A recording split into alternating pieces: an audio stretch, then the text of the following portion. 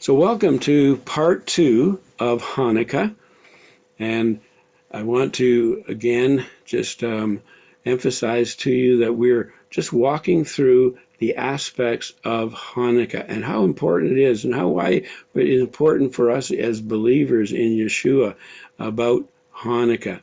And so let me just do a quick review, and if I can bring that up quickly,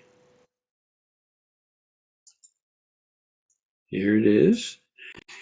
Again, we can see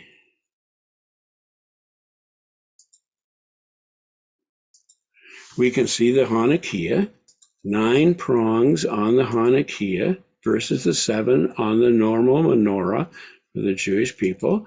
And I talked about the feasts of the Lord. There's 7 main feasts, Moedim, appointments, if you will, in the Hebrew. And there's the Feast of Hanukkah is outside of these feasts. It's outside of the fall feast, as we were talking about it in part one. And Yeshua did observe Hanukkah. We go to John 10, verse 22 to 24. Now it was a feast of dedication. That's dedication is Hanukkah in Jerusalem, and it was winter. So we know that this was not any other of the 7 feasts. This one was outside of that. It was winter. It must be. This is the feast of Hanukkah. So did Jesus participate in it? Yes. Were the 7 candles? The 9 candles, the 9 candles, the Shemesh and the 8 other candles, were they lit when Jesus was there? That's an interesting discussion by itself, and I'll maybe just close off with that thought on that. Again, here's some of the things. Here's the Hanukkah, the menorah. They come in very different sizes. Some of them are flat. Some of them they different colored candles. Some of them have high candles and low candles. And then the meals, of course, they have the sufganiyah, the jelly-filled, cream-filled donuts, high in calorie. They have the dreidel, a game that they play. A great miracle happened there in Israel. The gelt, the chocolate covered in tin foil. They're like coins used in this playing with the dreidel as a game. And then, of course, olive oil of things. All the foods are deep fried pretty well. And so, excuse me, I want to just come at it from a little different angle than part one, but just going through the history, just so people understand where this fits in. We have the David. He was a king, conquered, enlarged the whole empire of Israel tremendously, and then he died, and but he couldn't build the temple because he had blood on his hands. Solomon, his son, becomes the king. He builds the temple, an era of peace, prosperity galore. God just blessed again and again. But when Solomon died, the kingdom was divided. Then we had Israel to the north and Judea to the south. And then we have a series of kings that ruled in Israel to the north, and a series of kings that ruled in Judea to the south. Then we have 586 BC. The Assyrians come to attack Israel. Now, the Assyrians wanted to take both Israel and Judea. However, they did manage to take Israel to the north. But you remember Hezekiah? He prays. He's in the south. He prays, and an angel defeats the Syrian army, and they return back to the land. So with their captives from all throughout Israel, and then, of course, the Babylonians rise up, overtake the Assyrians. The Babylonians come in.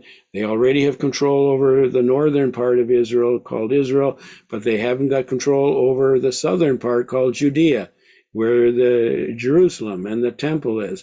This time they attack and they defeat in 722 BC. They defeat sorry, it was 17. They defeat anyway Israel, take Judea, and so then we have the 70 years of captivity that take place. The exiles taken to Babylon, and after 70 years, they return. Many of them return from Babylon and come back into the land of Israel. Then there's a period of the Medes and the Persians. This is where they rise up. The Medes are Kurds. Persians are what we call Iranians at this time. The Greeks then overtake the Medes and the Persian. Alexander, 10 years, conquers the whole world in swiftly, fast, very quickly. But then he dies after 10 years of reigning, and 4 empires come out of that. Those 4 empires, and I showed you last part 1, Alexander the Great here is depicted as the ram, 4 horns coming out of it, and of course we have the Antiochus of the 4th that come out of the big horn, the Seleucus. And here's a picture again, the Seleucus Empire, the largest in the yellow. We have the Ptolemy, Egypt to the south, and then we have Cassandra and Lysimachus up in the Greece, Turkey area. So then following those 4 empires, that's when we have the whole story about Antiochus Epiphanes IV, and he ruling from Seleucus, and he sets up and tries to destroy the faith, the Jewish faith, and the Maccabean revolt takes place in 167 BC. And then here's the man called Antiochus Epiphanes IV, and following him, after he was defeated, after the temple was dedicated in 164 BC, the Romans took over from there in 68 BC. So you can see from there that there was about 100 years of ruling of the Maccabean people. And again, when we look at this picture of the ram, I just want to go through the scriptures. So let's go through and see what Daniel says, and then let's see what the New Testament says. And so the first one here is Daniel 12. In Daniel 12, verse 9 and 10, it says, "And he said, Go your way, Daniel, for the words are closed up and sealed until the time of the end." Now, Daniel's talking about the very end of the time. Daniel's going to be talking here in the various scriptures about Antiochus and his rule, and he's going to be talking about when the coming of the Antichrist at the end of the times, the day of the Lord. It says, but here it goes on to say, "Many will be purified, made white and refined, but the wicked shall do wickedly, and none of the wicked shall understand. But the wise shall understand." I would suggest to you that we are in that time. The wise will understand. We will come, but many will not understand. They will be fully, their eyes will be shut to the things that are happening.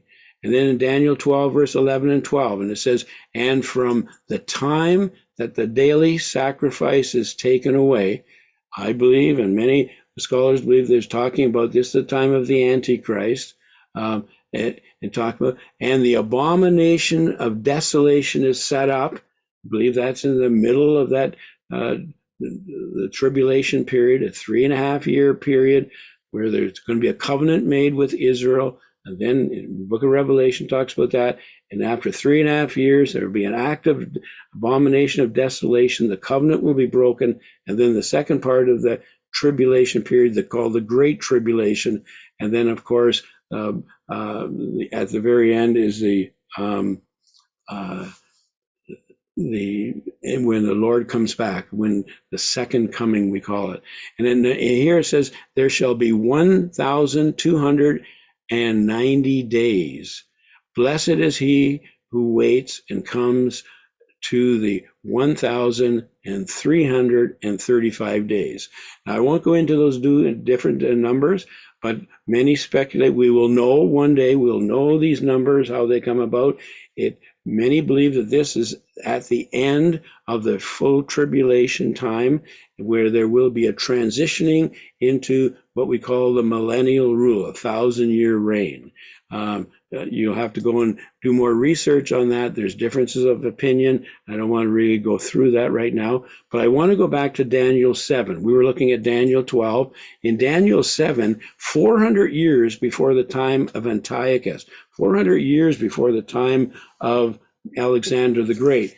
And we read here in Daniel 7, verse 6, after this I looked, and there was another, like a leopard, that had on its back 4 wings of a bird. So we're saying here that that Alexander was seen as a leopard, one that had wings and moved fast. It says the beast also had 4 heads, and a dominion was given to it. It goes on to say, he shall speak pompous words against the Most High. And now, we're talking about not only Alexander, we're going to see Antiochus was the same. He shall persecute the saints of the Most High. That's really going into Antiochus. Shall intend to change the times and the laws. Definitely was Antiochus. Tried to destroy the law, destroy the Torah scrolls, destroy the feast, destroy the whole time of the time, if you will. And then the saints shall be given into his hand for a time and times and a half a time. And so we see that period in which there was the rule over the Israel. Then look at Daniel 8. It says, and therefore the male goat, and there's a picture of that goat that we're showing you, grew very great. But when he became strong, the large horn was broken. And then we're talking about the goat, Alexander. And in place of it, the 4 notable ones came up.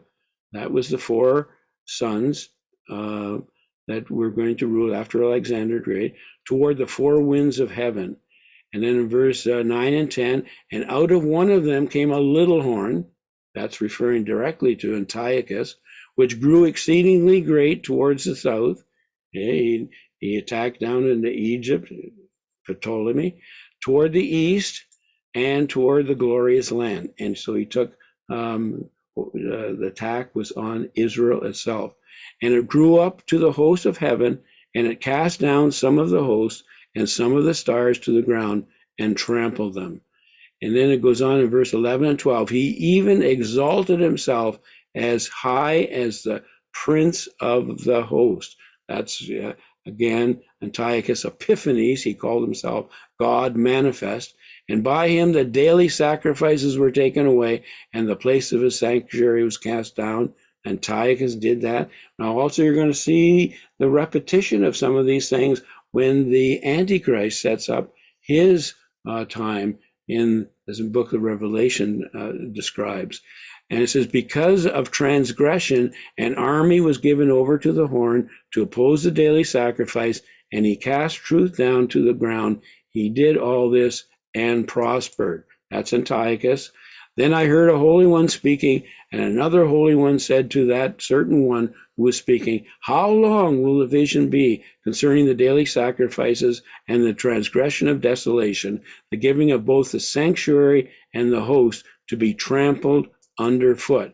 And he said to me, for 2,300 days. And the word there in the Hebrew is actually days and nights. And then the sanctuary shall be cleansed. So that's actually saying it would be about 3 years.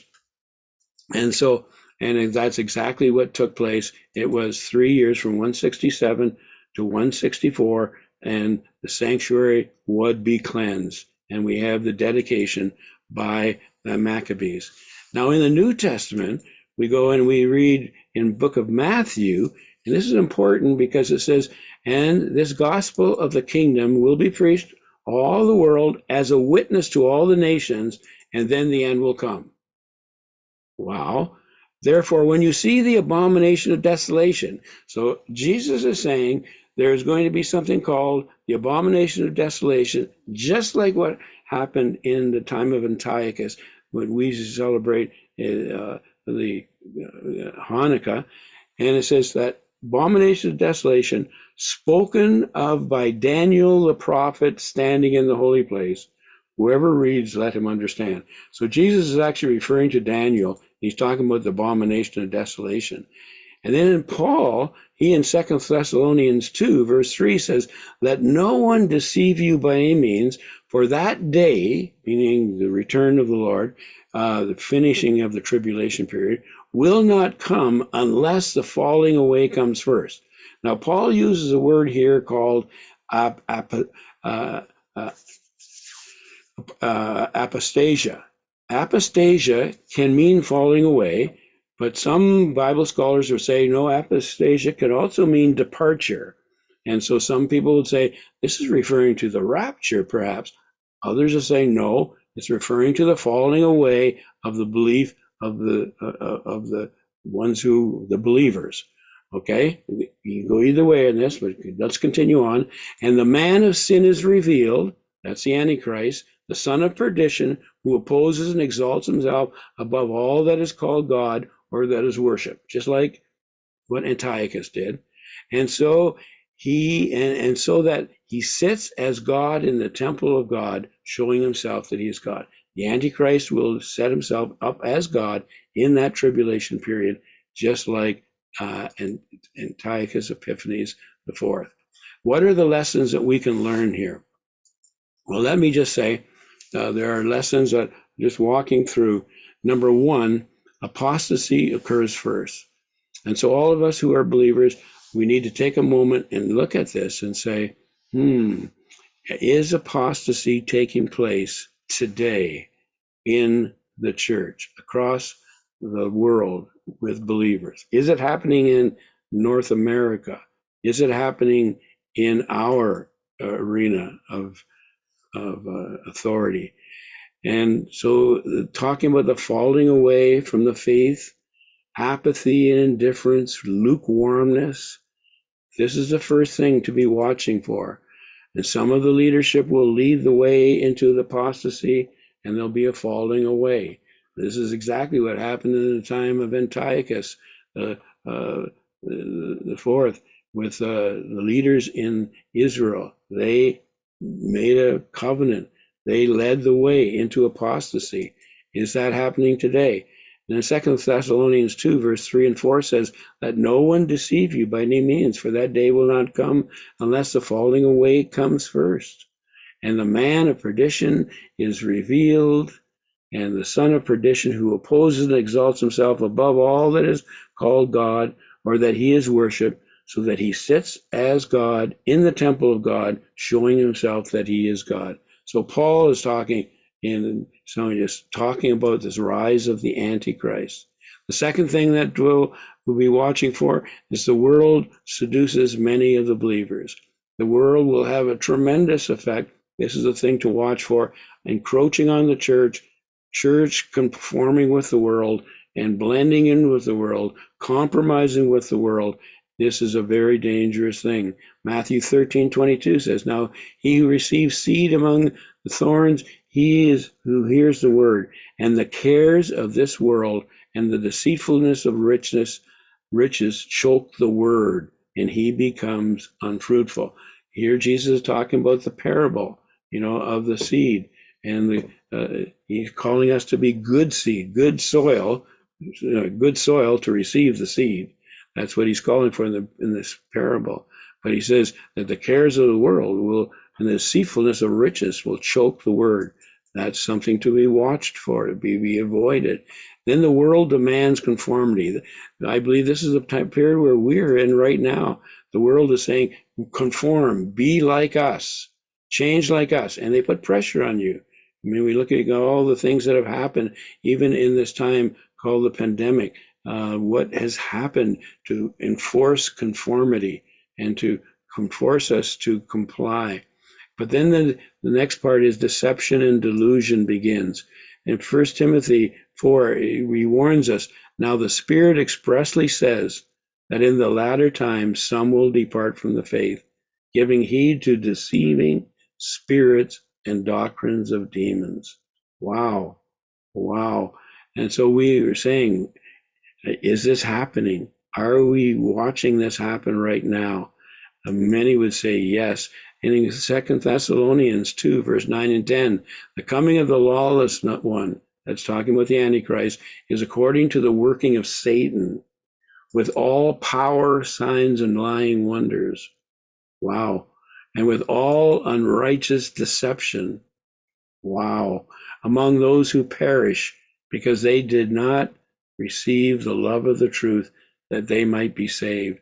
And so there's this great deception and lying power, signs, lying wonders that will happen. But it's really referring to of the world. We are not to be caught up in this as believers. We are not to be deceived. And then, of course, in Matthew 24:24, for false Christs and false prophets will rise and show great signs and wonders to deceive, if possible, even the elect. It doesn't say they will be deceived. It says to deceive, if possible. There's going to be powerful things that we're going to have to be able to discern and say, is this of the Lord? Is this not of the Lord? Is this according to the word? Is this not according to the word? And then, of course, the next one is persecution begins. So there will be a time of persecution in Matthew 24, 9 to 11, and people can discuss whether, is this during the tribulation period? Is it before the tribulation period? But it says, then they will deliver you up to tribulation and kill you, and you will be hated by all nations for my name's sake. And then many will be offended, will betray one another, will hate one another. Then many false prophets will rise up and deceive many. Wow. So when is this period? Is it going to affect us? How is it going to affect us? It goes on in verse 13 and 14. And because lawlessness will abound, the love of many will grow cold. But he who endures to the end shall be saved. And this gospel of the kingdom will be preached in all the world as a witness to all the nations, and then the end will come. And the sixth part is testing of the faith of believers will follow. Our faith, my brothers and sisters, will be tested. It is being tested. And Luke 6 talks about, why do you call me Lord, Lord, and do not do the things which I say? Whoever comes to me and hears my sayings and does them, I will show you whom he is like. Luke 6:48, he's like the man building a house who dug deep and laid the foundation on the rock. I preached about this. I've taught on this topic about making sure that we as believers dig deep the foundations. It's on the rock. Jesus is the rock. We all agree to that. But dig deep. What are your foundations? Are you digging deep foundation? Are you making sure your foundations are in place? It says, when the flood arose, the stream beat vehemently against that house and could not shake it, for it was founded on the rock. Yes, it was founded on the rock, but the foundations were built on the rock and they were built deep. This is a time to make sure the foundations are in place. And then in Luke 6:49, and he who heard and did nothing is like the man who built a house on the earth without a foundation, against which the stream beat vehemently, and immediately it fell, and the ruin of that house was great. And then, of course, 1 John 5, verse 4, and whatever is born of God overcomes the world. And this is the victory that has overcome the world, our faith. Again, just a warning, our faith is what will win the victory. This is the victory that has overcome the world. Our faith. Our faith. And in Revelation 12:11, one of my favorite verses, and they overcame him, yes, is the enemy, by the blood of the Lamb. And if you're in any of my meetings, I know it's always begin with praying the covering of the blood of the Lamb. And what? And by the word of their testimony. By the word, the testimony in the Hebrew sense is not just remembering the past, it's calling the power of the past into the present. So you recall something, but you're calling the power of that in the testimony, your testimony, to the future, to the present, to the present and into the future. And so, and look at the last part, and they did not love their lives to the death. We often leave that one out when we talk about by the blood of the Lamb and the word of the testimony, and they did not love their lives to death. So I just want to complete that and finish it off and just again say, thank you, Lord, for the Feast of Hanukkah. I wanted to make one more comment, and I mentioned it in part one.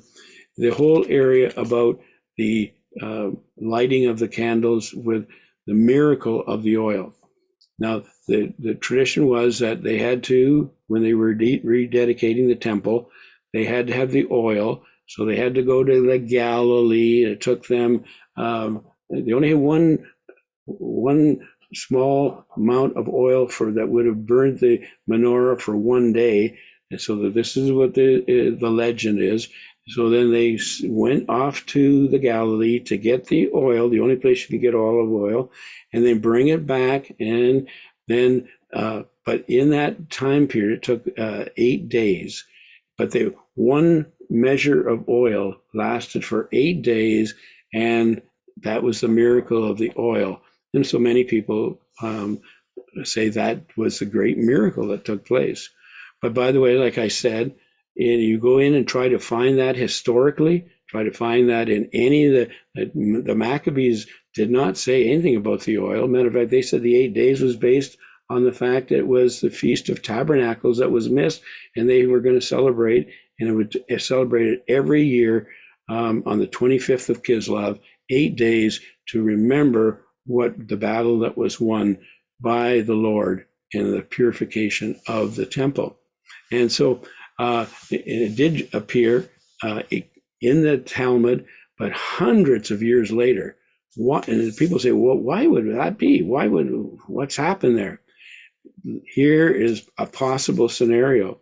Remember, after the dedication of the temple, the Maccabees ruled for almost 100 years. But in that 100-year period, within a matter of about 40 years, the Maccabees were priests. They were not supposed to rule as rulers. They were not kings. And of course, in the Old Testament, it very clearly separates the role of the king and the role of the priest. But these were priests, but they took the role of kings, and they got corrupted by the world as well. They went into the Greek traditions. They went into immorality. They went into corruption with wealth, etc. And so they became extremely corrupt themselves within 40 to 60 years. But by the end of the 100-year period, actually there was another raising up of a group of righteous people. And guess who they were? They were the Pharisees. The Pharisees rose up as righteous people, calling forth for the word, calling forth for obedience to the Torah. But guess what? They, within another 60 to 100 years, became corrupt as well. And that's what Jesus encountered. Who were the great main ones that opposed him? It was the Pharisees. And the Pharisees were the ones that, again, began well, but ended poorly. And they were the enemies of Jesus. And they believe that the Pharisees are the ones that created this story about the miracle of the oil. Why? Because they hated the Maccabees. They hated what Maccabees had become, and they wanted to come up with a story, a miracle that could be remembered on Hanukkah. And they came up with this legend. That is one of the possibilities.